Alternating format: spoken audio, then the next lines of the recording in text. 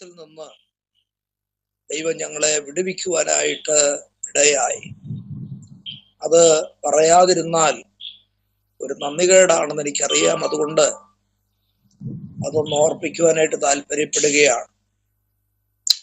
ഞങ്ങൾ കണ്ണൂരിൽ നിന്ന് കോട്ടയത്ത് ട്രെയിൻ ഇറങ്ങി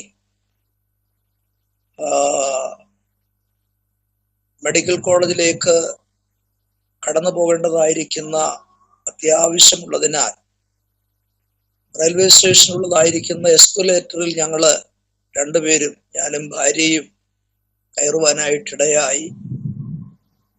എന്നാൽ ഏതാണ്ട് പകുതി മുക്കാൽ ഭാഗം അത് മുകളിലേക്ക് ഉയർന്ന് ചില നിമിഷങ്ങൾ കൂടെ മാത്രമേ ഞങ്ങൾക്ക് ഇറങ്ങുവാനായിട്ട് ഉണ്ടായിരുന്നുള്ളൂ. എന്നാൽ പെട്ടെന്ന് കൈ വിട്ടുപോയി. ബാലൻസ് ഔട്ടായത് മുഖാന്തരം ഞങ്ങൾ രണ്ടുപേരും പുറകോട്ട് മറിയുവാനായിട്ടിടയായി.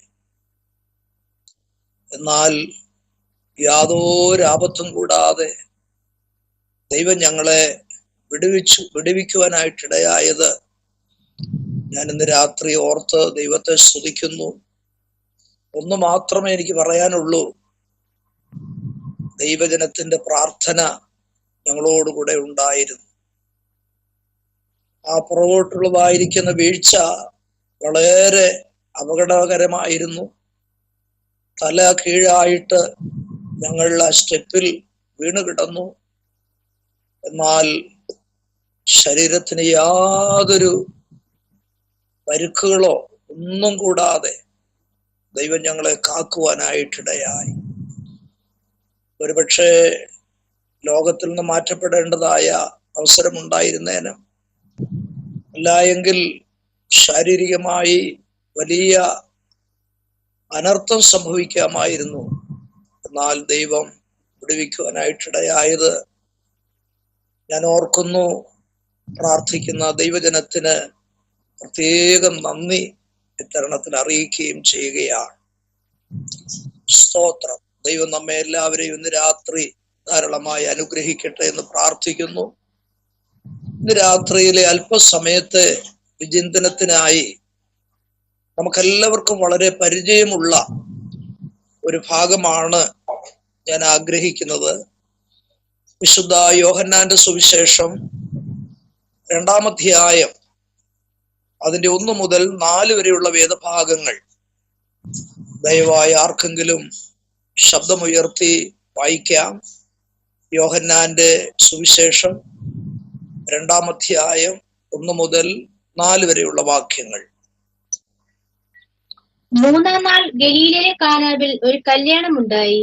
യേശുവിന്റെ അമ്മ അവിടെ ഉണ്ടായിരുന്നു. യേശുവിനെ ശിഷ്യന്മാരെയും കല്യാണത്തിന് ക്ഷണിച്ചിരുന്നു. വീഞ്ഞ് പോരാതെ വരികയാൽ യേശുവിന്റെ അമ്മ അവനോട്, അവർക്ക് വീഞ്ഞില്ല എന്ന് പറഞ്ഞു. യേശു അവളോട്, സ്ത്രീയെ, എനിക്ക് നിനക്കും തമ്മിൽ എന്ത്? എന്റെ നാഴിക ഇതുവരെ വന്നിട്ടില്ല എന്ന് പറഞ്ഞു. മതി, പ്രാർത്ഥിക്കാം. ഞങ്ങളുടെ കർത്താവും ദൈവമായുള്ളവേ, സ്വർഗസ്ഥ പിതാവേ, അവിടുത്തെ പുണ്യനാമത്തെ ഞങ്ങൾ സ്തുതിക്കുന്നു.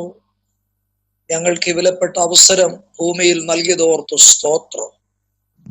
ദൈവവചനവുമായി നിന്റെ മക്കളുടെ മധ്യയായിരിക്കാൻ അടിയങ്ങൾക്കും അടിയനും കൃപ ചെയ്തതോർത്ത് ഞങ്ങൾ ദൈവത്തിന് സ്തോത്രം ചെയ്യുന്നു. ഈ വായിച്ച വേദഭാഗം ഞങ്ങൾക്ക് വളരെ പരിചയമുണ്ട്. പലപ്പോഴും ഞങ്ങൾ വായിച്ചിട്ടുണ്ട്. പല അവസരങ്ങളിൽ അതിൽ നിന്നുള്ള ദൂതുകൾ, നല്ല സന്ദേശങ്ങൾ ഞങ്ങൾ കേട്ടിട്ടുണ്ട് കർത്താവേ. എങ്കിലും ഇന്ന് വ്യത്യസ്തമായ നിലയിലുള്ള ചില ചിന്തകൾ ഞങ്ങൾക്ക് തരണമേ എന്ന് പ്രാർത്ഥിക്കുന്ന കർത്താവേ, നിന്റെ മക്കളെല്ലാവരും ഒരുപോലെ അനുഗ്രഹിക്കണമേ, മഹത്വം എടുക്കണം. യേശുവിന്റെ നാമത്തിൽ പിതാവ് കേൾക്കണമേ. ആമേൻ, ആമേൻ, ആമേൻ. ഞാൻ പ്രാരംഭത്തിൽ ഓർപ്പിച്ചതുപോലെ എല്ലാവർക്കും വളരെ പരിചയമുള്ള ചില വേദാംശങ്ങളാണ് ഇവിടെ നമുക്ക് വായിക്കുവാനായിട്ട് ഇടയായത്. നമ്മുടെ വാഴ്ത്തപ്പെട്ടവനായിരിക്കുന്ന കർത്താവായ യേശു ക്രിസ്തു തന്റെ സാന്നിധ്യം അരുളിയ ഒരു വിവാഹത്തെക്കുറിച്ചാണ് ഇവിടെ നമുക്ക് കാണാൻ കഴിയുന്നത്. വിവാഹത്തോടുള്ള ബന്ധത്തിൽ പലപ്പോഴും ഈ വേദഭാഗങ്ങൾ ചിന്തിക്കുകയും വായിക്കുകയും ചെയ്യാറുണ്ട്. എബ്രായ ലേഖനത്തിൽ പറയുന്നത് വിവാഹം എല്ലാവർക്കും മാന്യമാണ്. അത് മാന്യമായി തീരുവാനുള്ളതായിരിക്കുന്ന അതിൻ്റെ പ്രത്യേകമായ ഒരു കാരണം നമ്മുടെ യേശു വിവാഹത്തിൽ സംബന്ധിച്ചിട്ടുള്ളത് കൊണ്ടാണ്. പലരും വിവാഹം വിലക്കുമ്പോൾ വിവാഹം മാന്യമാണെന്ന് പറയാനുള്ള ഒരു പ്രധാന കാരണം നമ്മുടെ കർത്താവിന്റെ സാന്നിധ്യം വിവാഹത്തിനുണ്ടായി എന്നുള്ളതാണ്. മറ്റു കാരണങ്ങളുണ്ട്. പിതാവായിരിക്കുന്ന ദൈവത്താൽ സ്ഥാപിതമായ ഒന്നാണ് വിവാഹം. മാത്രമല്ല, ദൈവത്തിന്റെ പരിശുദ്ധാത്മാവ് ദൈവവചനത്തിൽ ഉല്ലേഖനം ചെയ്തിരിക്കുന്ന ഒന്നാണ് വിവാഹം. അതുകൊണ്ടെല്ലാം വിവാഹം എങ്ങനെയുള്ളതാണ്? മാന്യം തന്നെയാണ്. ഇത്തരണത്തിൽ ഞാനത് ഓർപ്പിച്ചു എന്ന് മാത്രമേ ഉള്ളൂ. ഇവിടെ പറയപ്പെട്ടിരിക്കുന്ന ഭാഗത്ത് ആരുടെ വിവാഹമായിരുന്നു എന്ന് പറഞ്ഞിട്ടില്ല. എങ്കിലും വേദപണ്ഡിതന്മാരൊക്കെ അഭിപ്രായപ്പെടുന്നത് യോഹന്നാന്റെ വിവാഹമായിരിക്കാം എന്ന് പറയപ്പെടുന്നുണ്ട്. നമുക്കറിയാം, ഒരു വിവാഹ വീടെന്ന് പറഞ്ഞാൽ സന്തോഷമലതല്ലുന്ന ഒരു അന്തരീക്ഷമാണ് അവിടെ ഉണ്ടാകുന്നത്. എന്തുകൊണ്ടെന്നാൽ ആ വീട്ടിൽ വരനോടൊപ്പം ഒരു വധു വന്നു ചേരുകയാണ്. അവരുടെ മാതാപിതാക്കൾ, ബന്ധുമിത്രാദികൾ, ചാർച്ചക്കാര്, സഹോദരങ്ങളെല്ലാം ഒത്തുചേരുന്ന ഒരു വേദിയാണ് വിവാഹം. അതുകൊണ്ട് വളരെ സന്തോഷകരമായ ഒരു അന്തരീക്ഷമാണ് വിവാഹത്തിലുള്ളതെന്ന് നമുക്കറിയാവുന്ന സംഗതിയാണ്. എന്നാൽ ഈ വിവാഹത്തോടുള്ള ബന്ധത്തിൽ നമുക്ക് ആദ്യമായി ചിന്തിക്കുവാനുള്ളത്, സന്തോഷമലതല്ലുന്ന ഈ വിവാഹ വീട്ടിൽ ഒരു പോരായ്മയുടെ അനുഭവം ഉണ്ടായി എന്നുള്ളതാണ്. എന്നാൽ അതോടുള്ള ബന്ധത്തിൽ ഞാൻ ഓർപ്പിക്കുന്നത്, ഈ യഹൂദന്മാരോടുള്ള ബന്ധത്തിൽ വീഞ്ഞ്, വിവാഹ വീട്ടിലുള്ളതായിരിക്കുന്ന പാനീയമായിരിക്കുന്ന വീഞ്ഞ്, അത് വളരെ പ്രധാനപ്പെട്ട ഒന്നാണ്. വിവാഹത്തിന് വീഞ്ഞ് വളരെ പ്രാധാന്യമേറിയതായ ഒരു വസ്തുതയാണ്. മാത്രമല്ല, ഇസ്രായേൽ ജനത്തോടുള്ള ബന്ധത്തിൽ നാം ചിന്തിച്ചാൽ ദൈവം കൊടുക്കുന്നതായിരിക്കുന്ന നന്മയാണ് വീഞ്ഞ് എന്നുള്ളതായിരിക്കുന്ന ഒരു ചിന്താഗതിയാണ് അവർക്ക് ഉണ്ടായിരുന്നത്. എന്ന് പറഞ്ഞാൽ ദൈവമാണ് മുന്തിരിയെ വളർത്തുന്നതും അവർക്ക് വീഞ്ഞു നൽകുന്നതും എന്നുള്ള ഒരു ചിന്ത ഇസ്രായേൽ ജനത്തോടുള്ള ബന്ധത്തിലുണ്ട്. ഉൽപ്പത്തി പുസ്തകം 27-ാം അധ്യായത്തിലൊക്കെ വായിക്കുമ്പോൾ അത് കാണാൻ കഴിയും. മാത്രമല്ല, ആ വീഞ്ഞ് അവർക്ക് ലഭിക്കാനിടയാകുന്നത് മുന്തിരിവള്ളി നട്ട് അത് തോട്ടമായിട്ട് തീർത്ത ശേഷം തക്ക സമയത്ത് മുൻമഴയും പിന്മഴയും ഒക്കെ ദൈവം നൽകുന്നത് കൊണ്ടാണ് അവർക്ക് വീഞ്ഞ് ലഭിക്കുന്നത്. അത് ദൈവം കൊടുക്കുന്ന നന്മയാണെന്ന് പറയാൻ അതൊക്കെയാണ് അതിന്റെ കാരണം. അപ്പൊ ഓർത്ത് നോക്കിക്കേ, ദൈവം കൊടുക്കുന്ന നന്മയാണ് വീഞ്ഞെങ്കിൽ ആ വിവാഹ വീട്ടിൽ ഇപ്പോൾ സംഭവിച്ചിരിക്കുന്നത് ദൈവത്തിന്റെ നന്മയുടെ ഒരു പോരായ്മയാണ് ആ ഭവന അന്തരീക്ഷത്തിൽ ഇപ്പോൾ ഉണ്ടായിരിക്കുന്നത്. ഇത് നമ്മുടെ ഓരോരുത്തരുടെയും വീടായിട്ടൊന്ന് ചിത്രീകരിച്ച് നമ്മളൊന്ന് ഓർത്ത് നോക്കിക്കേ. നമ്മുടെ വീട്ടിൽ ഒരു വിവാഹം നടക്കുന്ന അവസരത്തിൽ വിളിക്കപ്പെട്ടവർക്ക് കൊടുക്കുവാനുള്ളതായിരിക്കുന്ന പ്രധാന ഭക്ഷണം തീർന്നു പോയാൽ നമ്മുടെ ഓരോരുത്തരുടെയും ആ മനോഭാവവും നമ്മുടെ മാനസികമായിരിക്കുന്ന ആ പ്രയാസമൊക്കെ എത്ര വലുതാണെന്ന് നമ്മുടെ വീടിനോടുള്ള ബന്ധത്തിൽ ചിന്തിച്ചാൽ നമുക്ക് ഗ്രഹിപ്പാൻ കഴിയുന്ന കാര്യമാണ്. ആദ്യം ഞാന് ഈ വേദഭാഗത്തോടുള്ള ബന്ധത്തിൽ ഓർപ്പിക്കുന്നത്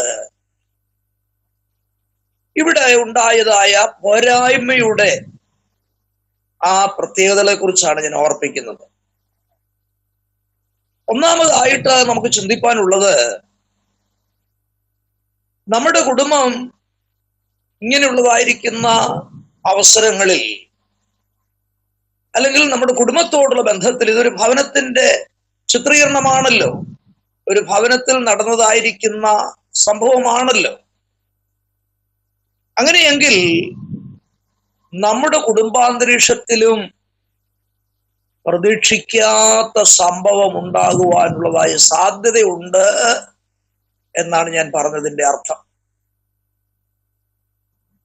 എല്ലാം വളരെ ഭംഗിയായിരിക്കുന്നു, ഇപ്പോൾ എനിക്ക് പ്രയാസപ്പെടാനുള്ള ഒരു കാരണവുമില്ല, ആത്മീയമായും മാനസികമായും ശാരീരികമായും സാമ്പത്തികമായും എന്ന് വേണ്ട, എല്ലാ നിലകളിലും യാതൊരു വിധത്തിലും ഭാരപ്പെടാനില്ല എന്ന് നാം ചിന്തിച്ചിരിക്കുന്ന സമയത്തായിരിക്കാം ഒരിക്കലും നമ്മൾ പ്രതീക്ഷിക്കാത്തതായ സംഭവങ്ങൾ നമ്മുടെ ഭവനാന്തരീക്ഷത്തിലേക്ക് ഉണ്ടാകുന്നത് എന്നൊരു കാര്യം നാം ഇത്തരണത്തിൽ ഓർത്തിരിക്കണം. അതെവിടെയും ഉണ്ടാകാം. അതുകൊണ്ട് ഞാൻ സാധാരണ സഭകളിൽ പറയാറുണ്ട്, എനിക്കിനിയും കുഴപ്പമൊന്നുമില്ല, പ്രത്യേകിച്ച് പ്രാർത്ഥിക്കാനുള്ള വിഷയങ്ങളൊന്നും ഇല്ല എന്നാരും ചിന്തിക്കരുത് കേട്ടോ. പ്രതീക്ഷിക്കാത്ത സംഭവങ്ങൾ വരാനുള്ള സാധ്യതയുള്ള ഒരു ലോകത്തിലാണ് ഞാനും നിങ്ങളും ആയിരിക്കുന്നത് എന്ന് നാം മറന്നുപോകരുത്. അടുത്തതായിട്ട് മറ്റൊരു കാര്യം ഓർപ്പിക്കാനുള്ളത്, മാനുഷികമായിരിക്കുന്ന കണക്ക് കൂട്ടലുകൾ തെറ്റും പ്രിയപ്പെട്ടവരെ. മാസത്തിന്റെ ആരംഭത്തിൽ ഈ മാസം ഇന്നതൊക്കെ ചെയ്യണം, ഇന്നടത്തൊക്കെ പോകണം, ഇന്ന കാര്യങ്ങളൊക്കെ നടപ്പിലാക്കണം എന്നൊക്കെ നമ്മൾ ചിന്തിക്കാറില്ലേ? തീർച്ചയായും ഉണ്ട്. എത്ര കാര്യങ്ങളായിരിക്കാം നമ്മള് ഓരോ മാസത്തിലും അല്ലെങ്കിൽ ഓരോ വർഷങ്ങളിലും നാം പ്ലാൻ ചെയ്യുന്നത്. എന്നാൽ ഇന്ന് രാത്രി ഞാൻ ഓർപ്പിക്കട്ടെ, നമ്മുടെ കണക്ക് കൂട്ടലുകൾ പലപ്പോഴും തെറ്റാനുള്ള സാധ്യതയുണ്ട് എന്നുള്ള കാര്യം നാം മറക്കരുത്. ചിലർ പറയുന്നത് കേട്ടിട്ടില്ലേ, ഓ ഞാന് പ്ലാൻ ചെയ്തതൊന്നും നടന്നില്ല എന്ന് പറയുന്നത് കേട്ടിട്ടില്ലേ? എന്താ കാരണം? കണക്ക് കൂട്ടലുകൾ തെറ്റുമെന്നുള്ളതിന്റെ ഒരു വലിയ തെളിവാണത്. ഒരുപക്ഷെ മാസങ്ങൾക്ക് മുൻപ് തീരുമാനിച്ചതായിരിക്കാം, ആഴ്ചകൾക്ക് മുൻപ് തീരുമാനിച്ചതായിരിക്കാം.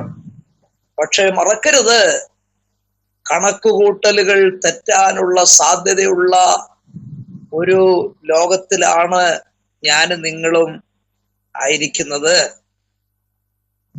എന്താ കണക്കുകൂട്ടലുകൾ തെറ്റി എന്ന് പറയാൻ കാരണം? വീഞ്ഞു തീർന്നു പോയി. ആ വിളിച്ചവരിൽ കൂടുതൽ ചിലപ്പോൾ ആൾക്കാർ വന്ന് കാണാം. അതായിരിക്കാം ചിലപ്പോൾ അതിന്റെ കാരണം. വേദപണ്ഡിതന്മാർ അഭിപ്രായപ്പെടുന്ന മറ്റൊരു കാര്യം,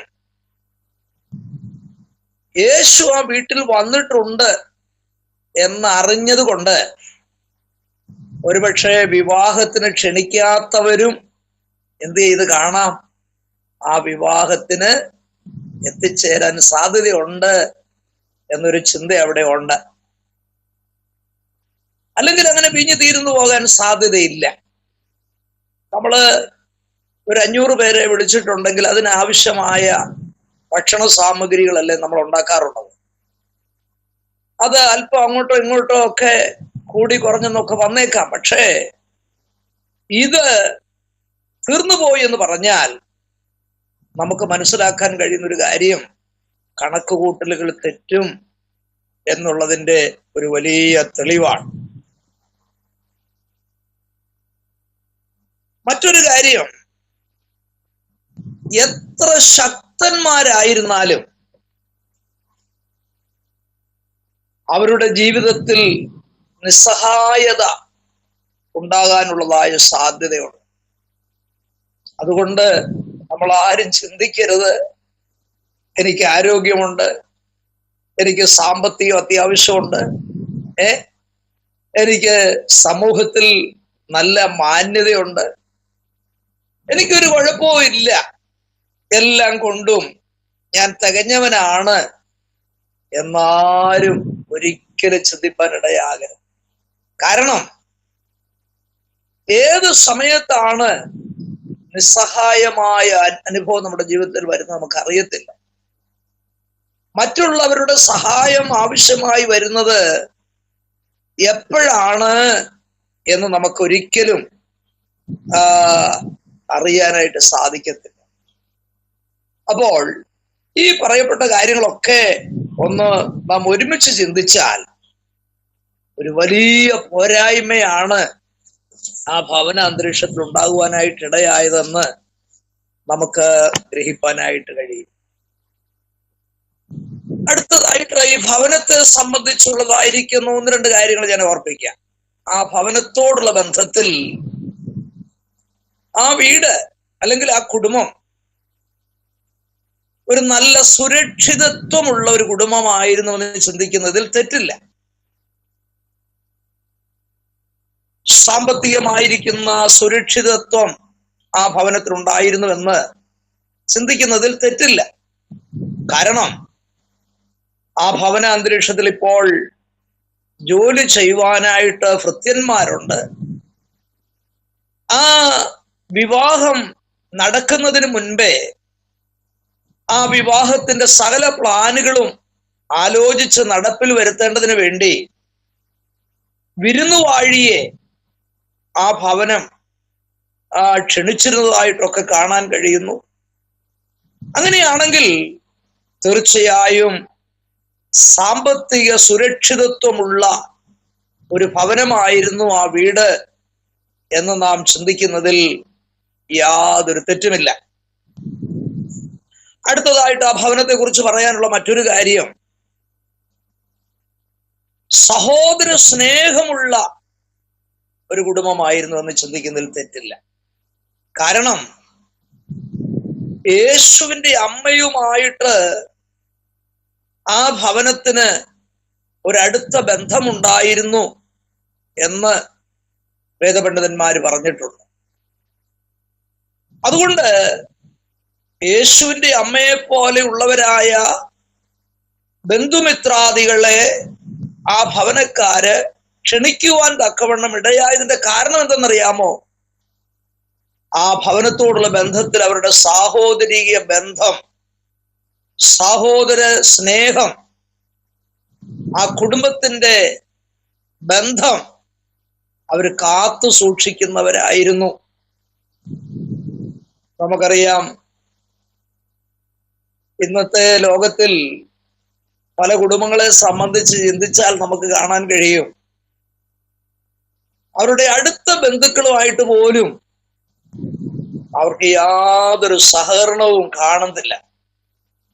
നേരെ മറിച്ച് അടുത്ത ബന്ധമുള്ളവർ തമ്മിലല്ല, അത് ദൂരെയുള്ള ബന്ധക്കാരെന്ന് പറഞ്ഞാലും ആ ബന്ധം സൂക്ഷിക്കുന്ന കുടുംബങ്ങളെ നമുക്ക് കാണാനായിട്ട് കഴിയും. എന്നാൽ ഈ കുടുംബത്തെ സംബന്ധിച്ച് നാം ചിന്തിച്ചാൽ അവരുടെ കുടുംബ ബന്ധങ്ങൾ അവർ കാത്തു സൂക്ഷിക്കുന്നവരായിരുന്നു എന്ന് നമുക്ക് മനസ്സിലാക്കാനായിട്ട് കഴിയും. മാത്രമല്ല സാമൂഹികമായിരിക്കുന്ന ഒരു ബന്ധം അവർ സൂക്ഷിച്ചവരായിരുന്നു.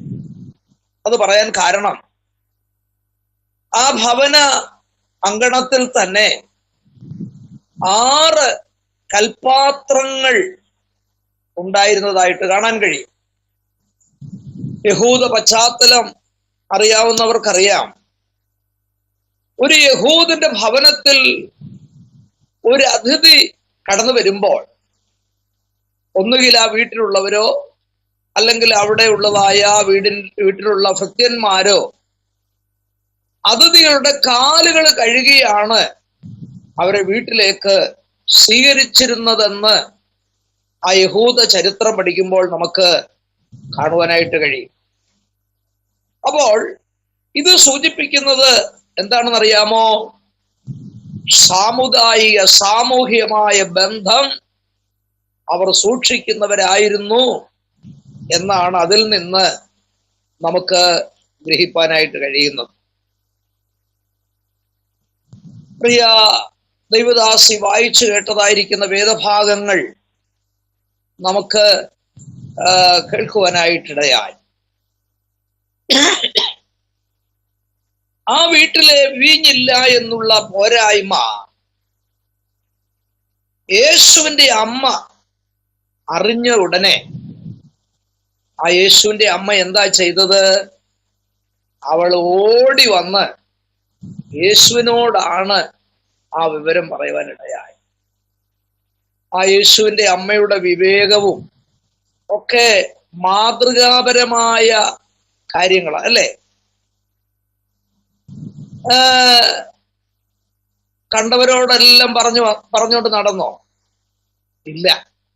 വേണമെങ്കിൽ പറയാമായിരുന്നു, എത്ര നാള് മുമ്പ് ആലോചിച്ച വിവാഹമാണത്, ഇവരെന്താ മനുഷ്യരാണ്, സമയമായപ്പോ വീഞ്ഞ് തീർന്നു പോയത് കണ്ടോ, ഇവരെന്താ ഇങ്ങനെയൊക്കെ ചെയ്തതെന്നൊക്കെ വേണമെങ്കിൽ ഇല്ലേ മറ്റുള്ള സഹോദരിമാരോടൊക്കെ പറയാമായിരുന്നു. എന്നാൽ യേശുവിന്റെ അമ്മ ഒരു വിവേകമഹതിയാണ്. കാരണം ആരോടും ഈ ന്യൂനത പറഞ്ഞില്ല കേട്ടോ. അതൊക്കെ നമുക്ക് മാതൃകാപരമായ കാര്യമാണ്. അവരുടെ ന്യൂനതയോ അവരുടെ കുറ്റങ്ങളോ അവരുടെ കുറവുകളോ ഒന്നും ആരോടും പറഞ്ഞില്ല. അവൾ ഓടി വന്ന് ആരോടാ പറഞ്ഞത്? യേശുവിനോട് പറയുവാനായിട്ടിടയാണ്. ഉടനെ യേശു പറഞ്ഞത് എന്താണ്? സ്ത്രീയെ, എനിക്കും നിനക്കും തമ്മിൽ എന്ത്? രണ്ടാമത് പറഞ്ഞത് എന്താണ്? എന്റെ നാഴിക ഇതുവരെ വന്നിട്ടില്ല. എവിടെയോ ഒരു സംഭവം നടന്നതായിട്ട് എൻ്റെ ഓർമ്മയിൽ വരികയാണ്. ഡിസംബർ മാസത്തിലെ വലിയ തണുപ്പുള്ള സമയത്ത് നമുക്കറിയാം, കുഞ്ഞുങ്ങളെയൊക്കെ വിളിച്ച് നമ്മൾ മടുക്കും. രാവിലെ നല്ല തണുപ്പത്ത് പുതച്ചു മൂടി കിടന്ന് ഉറങ്ങുന്നത് കാണാം. ഒരു ദിവസം ഞായറാഴ്ച രാവിലെ ഒരു വീട്ടിലെ കുഞ്ഞ് സമയത്ത് എഴുന്നേക്കാതെ വന്നപ്പോൾ അവന്റെ മമ്മി അവനെ ചെന്ന് വിളിക്കാനിടയെ. പുതപ്പിന്റെ അടിയിൽ അവൻ നന്നായിട്ട് കിടന്നുറങ്ങുക. അപ്പൊ അവൻ സൺഡേ സ്കൂളിൽ പഠിച്ച ഒരു ഭാഗമായത്. ആ പുതപ്പിനടിയിൽ കിടന്നുകൊണ്ട് അവൻ പറഞ്ഞു, സ്ത്രീയെ, എനിക്കും നിനക്കും തമ്മിൽ എന്ത്? സൺഡേ സ്കൂളിന് പോകാൻ സമയമായെന്ന് പറഞ്ഞപ്പോൾ അവൻ പുതപ്പിനടിയിൽ കിടന്ന് പറഞ്ഞതാ, സ്ത്രീയെ, എനിക്കും നിനക്കും തമ്മിൽ എന്ത്? അപ്പൊ പിള്ളേര് സൺഡേ സ്കൂളിൽ പഠിക്കുന്നത് ഇങ്ങനെയും കൂടെ ഉപയോഗിക്കും അവര് കേട്ടോ. അടുത്തതായിട്ട് മമ്മി പറഞ്ഞിടാ, സമയമായി, സൺഡേ സ്കൂളിൽ പോകാൻ സമയമായി. അവൻ അടുത്ത സ്റ്റേറ്റ്മെന്റ് പറഞ്ഞ എന്താന്ന് കേൾക്കണോ? എന്റെ നാഴിക ഇതുവരെ വന്നിട്ടില്ലെന്ന്. കൊള്ളാം അല്ലേ? ഞാൻ മടങ്ങി വരട്ടെ. ഒരു വലിയ പോരായ്മയാണ് ഈ ഭവനത്തിൽ ഇപ്പോൾ ഉണ്ടായിരിക്കുന്നത്. പ്രിയപ്പെട്ട ദൈവമക്കളെ,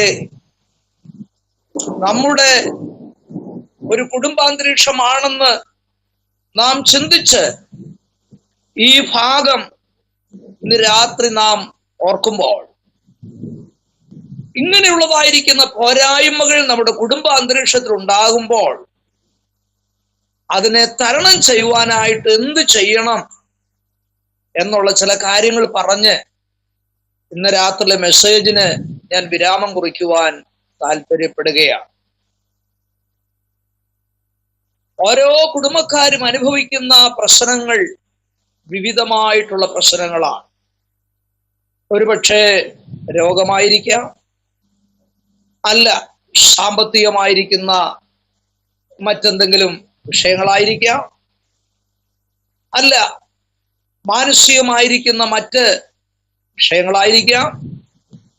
നമ്മുടെ ഓരോരുത്തരുടെയും വ്യക്തിപരമായ ജീവിതത്തിലും കുടുംബജീവിതത്തിലും നാം പലപ്പോഴും ഈ ഭവനം അനുഭവിച്ചതുപോലെ നമുക്ക് പരിഹരിക്കുവാൻ കഴിവില്ലാത്ത നിലകളിലുള്ള വിഷയങ്ങളിൽ കൂടെ നാം കടന്നു പോകുന്നതായ ഒരു ചിന്തയാണ് ഇന്ന് രാത്രി നമ്മുടെ ജീവിതത്തിൽ ഈ വേദഭാഗം വായിക്കുമ്പോൾ ഉണ്ടാകേണ്ടത്.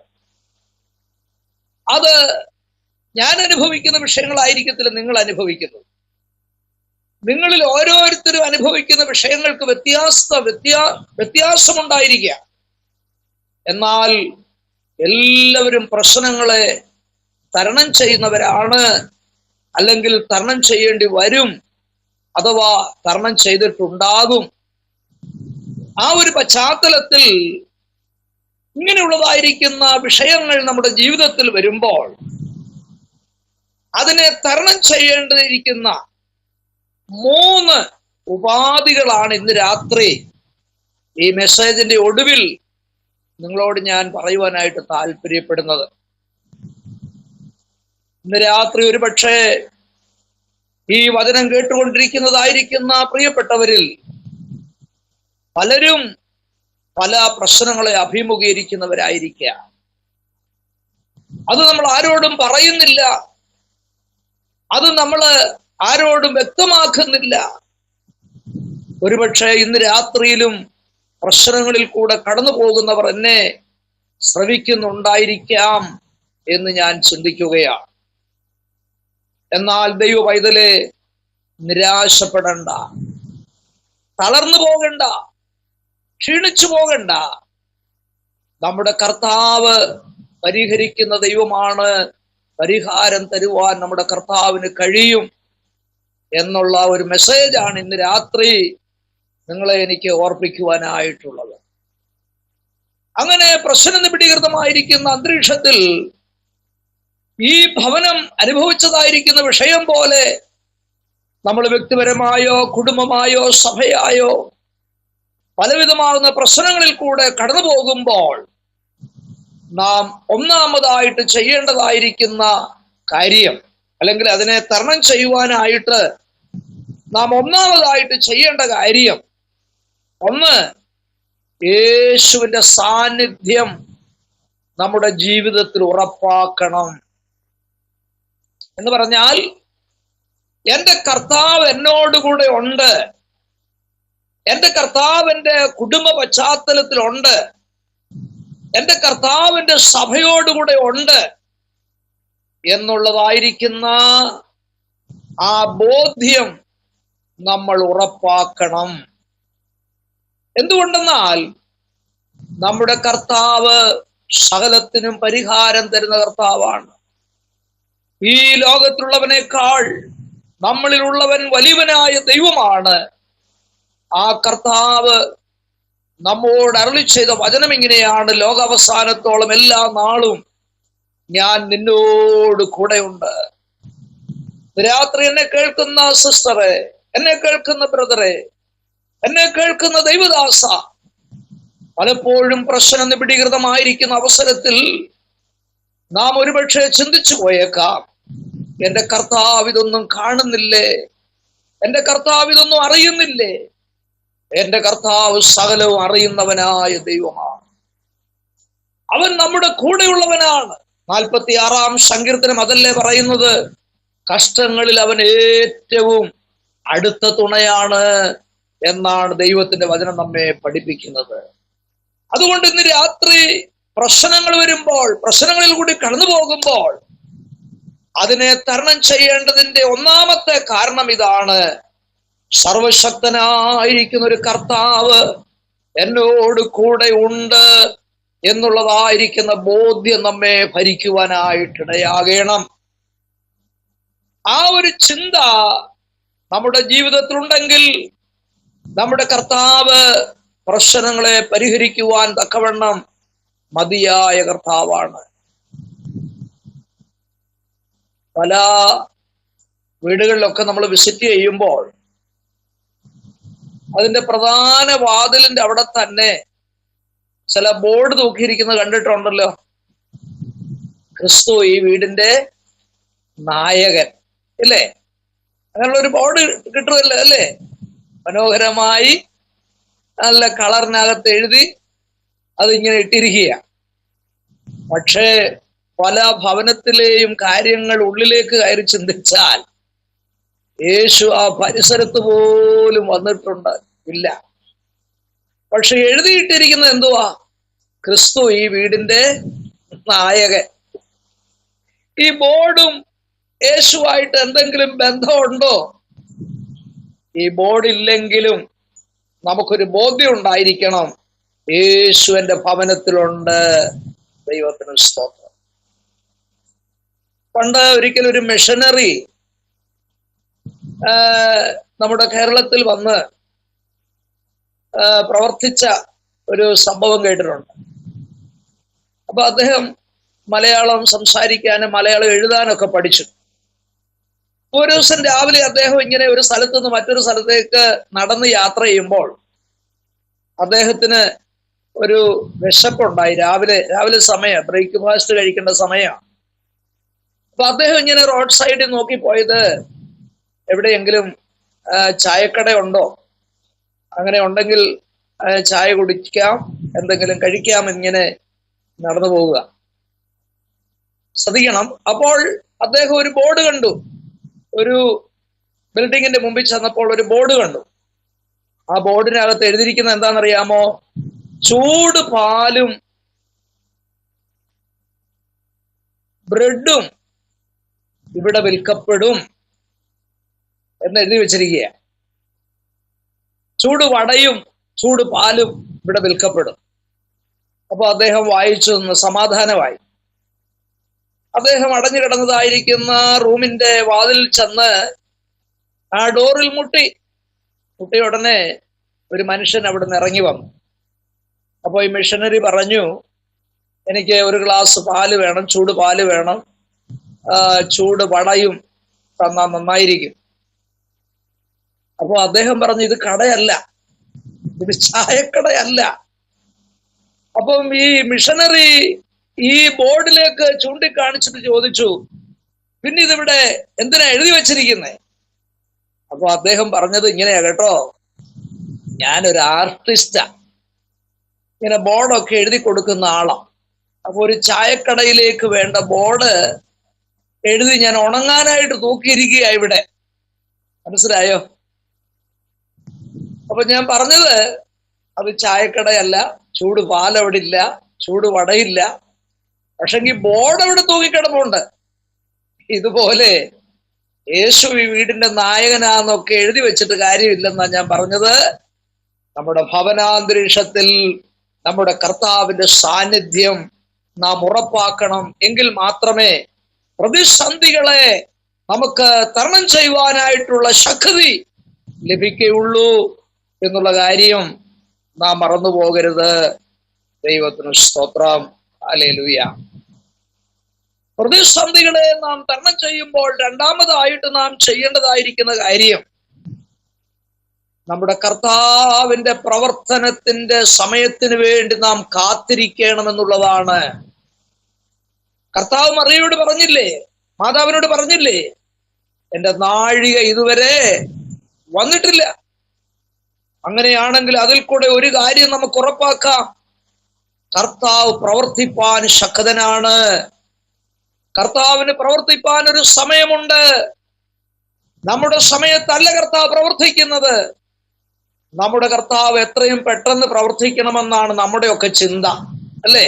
എത്രയും പെട്ടെന്ന് പ്രവർത്തിക്കണം.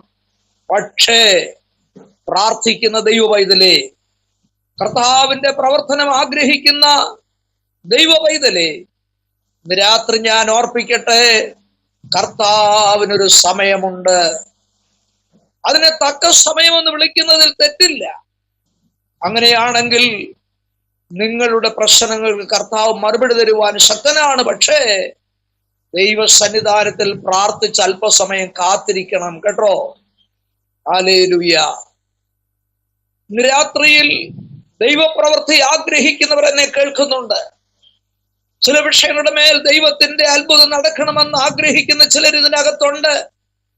എന്നാൽ അവരോട് ഇന്ന് രാത്രി ദൈവത്തിന്റെ ആത്മാവിൽ കൂടെ ദൂത് പറയാം. കർത്താവ് നിങ്ങളുടെ കുടുംബത്തിൽ പ്രവർത്തിപ്പാൻ ശക്തനാണ്. കർത്താവ് വ്യക്തി ജീവിതത്തിൽ പ്രവർത്തിപ്പാൻ ശക്തനാണ്.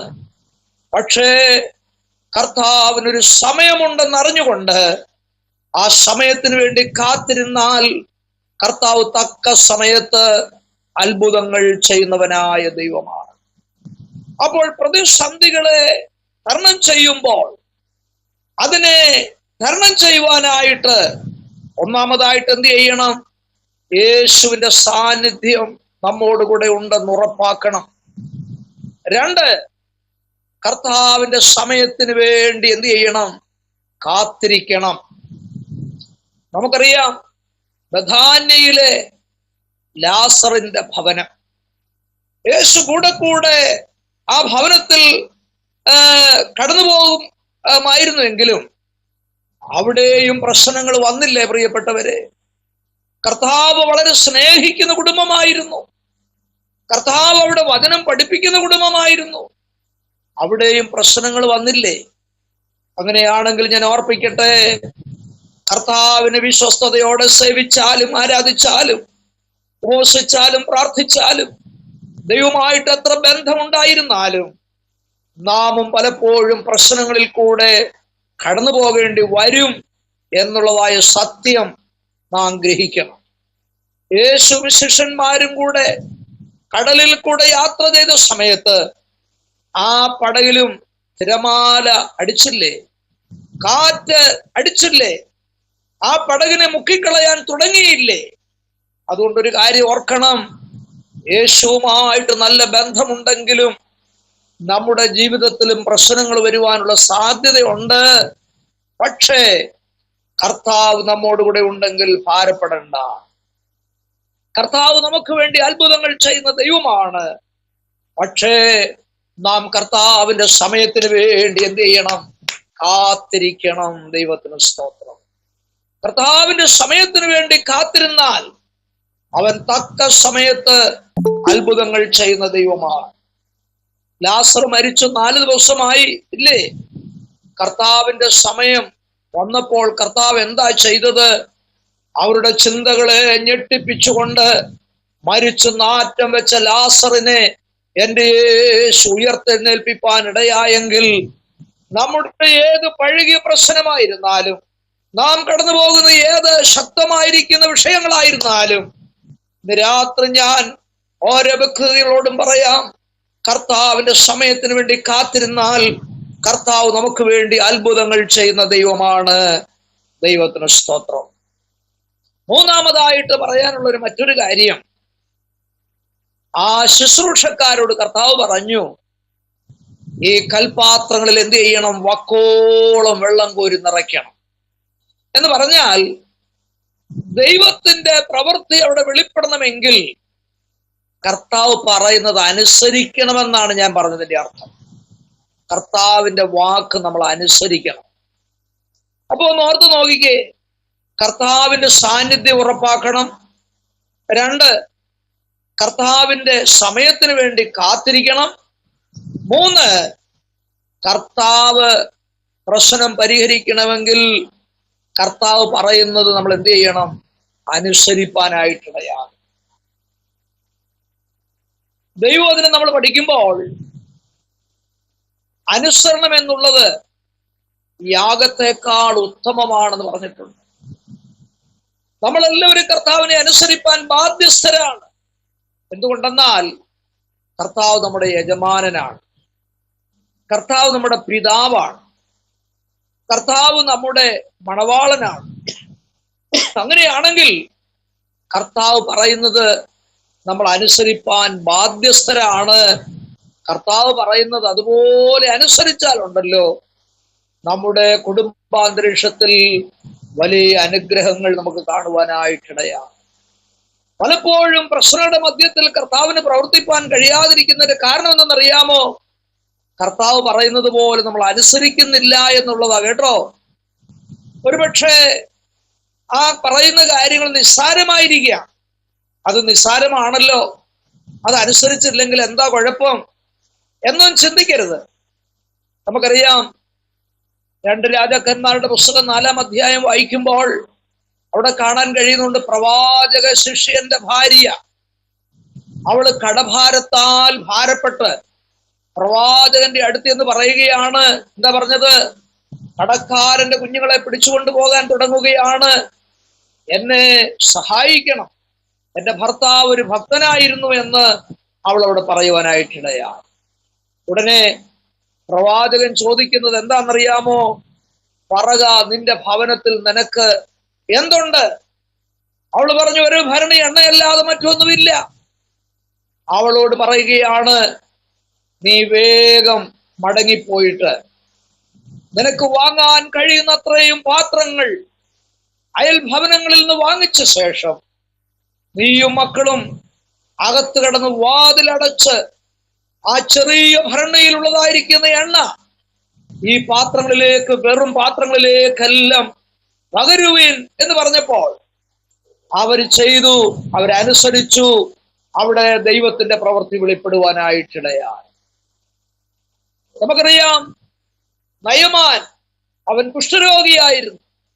അവന്റെ കുഷ്ഠരോഗം മാറുവാനായിട്ട് നിസ്സാരപ്പെട്ട ഒരു കാര്യമാണ് കർത്താവ് പറഞ്ഞത്. എന്താ പറഞ്ഞത്? നീ യോർദാൻ നദിയിൽ ചെന്ന് 7 പ്രാവശ്യം മുങ്ങുക. അങ്ങനെ അനുസരിച്ചു കഴിഞ്ഞപ്പോൾ അവന്റെ ശരീരം ഒരു ചെറിയ ബാലന്റെ ശരീരം പോലെ ശുദ്ധമായി തീർന്നുവെന്ന് നമുക്ക് കാണാൻ കഴിയും. അങ്ങനെ അനുസരിച്ചവർക്കെല്ലാം ദൈവത്തിന്റെ അത്ഭുതങ്ങൾ കാണാനായിട്ട് ഇടയായില്ലേ? പത്രോസ് കർത്താവിനോട് പറഞ്ഞു, കർത്താവേ, കരം കൊടുക്കുവാനായിട്ട് നിവൃത്തിയില്ല. കർത്താവ് പറഞ്ഞു, ചൂണ്ടലുമായിട്ട് നീ കടലിൽ ചെന്ന് ചൂണ്ടയിടുക. ആദ്യം പിടിക്കുന്നതായിരിക്കുന്ന മത്സ്യത്തിന്റെ വായിൽ കരം കൊടുക്കുവാനുള്ളതായ ദ്രഹ്മ ഞാൻ കരുതിയിട്ടുണ്ട് എന്ന് അനുസരിച്ചപ്പോൾ അവിടെ അത്ഭുതം നടക്കുവാനായിട്ടിടയായി. ഞാന് ഈ ഉദാഹരണങ്ങളെല്ലാം പറഞ്ഞതിന്റെ അർത്ഥം, അനുസരിച്ചാൽ നമ്മുടെ പ്രശ്നങ്ങളിൽ നമുക്ക് പരിഹാരം ലഭിക്കാനായിട്ടിടയാകും. പ്രിയപ്പെട്ട ദൈവമക്കളെ, നാം പ്രശ്നങ്ങൾ അനുഭവിക്കുന്നവരാണോ? വിഷയങ്ങളിൽ കൂടെ കടന്നു പോകുന്നവരാണോ? ആരാണ് എന്റെ പ്രശ്നങ്ങൾക്ക് പരിഹാരം നൽകുന്നത്? ആ പരിഹാരം ലഭിക്കണമെങ്കിൽ ഞാൻ 3 ഉപാധികളാണ് ഇന്ന് രാത്രി ദൈവജനത്തെ ഓർപ്പിക്കുവാനായിട്ടിടയായി. ഒന്ന്, കർത്താവിന്റെ സാന്നിധ്യം ഉറപ്പാക്കണം. ഇന്ന് രാത്രി ദൈവമക്കളെ, നാം ഓരോരുത്തരും വിശ്വസിക്കണം, എന്റെ കർത്താവ് എന്നോട് കൂടെയുണ്ട്. എന്റെ മാതാപിതാക്കൾ എന്റെ കൂടെ ഇല്ലെങ്കിലും, സഹോദരങ്ങളില്ലെങ്കിലും, കൂട്ടുവിശ്വാസികളില്ലെങ്കിലും നിരാശപ്പെടേണ്ട. എന്റെ കർത്താവ് എന്നോട് കൂടെ ഉണ്ടെങ്കിൽ പ്രശ്നങ്ങളെ പരിഹരിക്കുവാൻ കർത്താവ് മതിയായവനാണ്. രണ്ടാമതായിട്ട് നമ്മൾ ചിന്തിച്ചത് എന്താണ്? കർത്താവിന് പ്രവർത്തിപ്പാൻ ഒരു സമയമുണ്ട്. ആ സമയത്തിന് വേണ്ടി നാം ദൈവസന്നിധിയിൽ കാത്തിരിക്കണം എന്നുള്ളതാണ്. അതൊരു പക്ഷേ ചില മണിക്കൂറുകളായിരിക്കാം, ചില ദിവസങ്ങളായിരിക്കാം, ചില ആഴ്ചകളായിരിക്കാം. എന്നാൽ ഉറപ്പായിട്ട് ഞാൻ പറയാം, കർത്താവിനൊരു സമയമുണ്ട്. അതിനുവേണ്ടി കാത്തിരുന്നാൽ നമ്മുടെ പ്രശ്നങ്ങളെ കർത്താവ് പരിഹരിക്കുന്ന ദൈവമാണ്. മൂന്നാമത് ഞാൻ പറഞ്ഞത് ഓർമ്മയുണ്ടല്ലോ, നാം കർത്താവിന്റെ വാക്കുകൾ പൂർണ്ണമായിട്ട് അനുസരിക്കണം.